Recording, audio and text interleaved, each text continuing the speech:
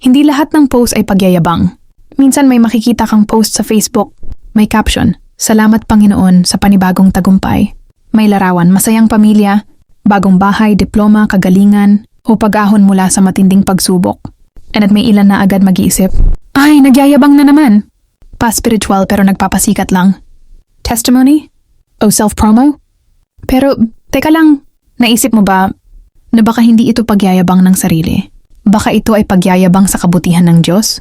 Sabi sa 1 Corinto 10:17, "Ang nagmamapuri ay magmapuri sa Panginoon.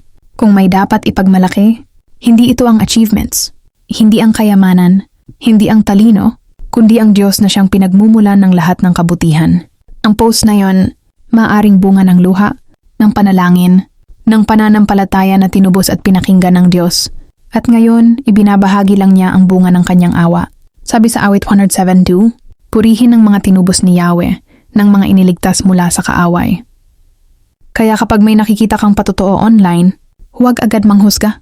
Baka yun pala ang sagot sa panalangin ng marami. Baka yun pala ang himalang inaantay ng iba. Sa panahon ng katahimikan, ang pagsasalita tungkol sa kabutihan ng Diyos ay isang uri ng pagsamba. Kaya huwag natin pigilan ang mga pusong nagpapasalamat. Testimony is not about saying, "Tingnan niyo ako."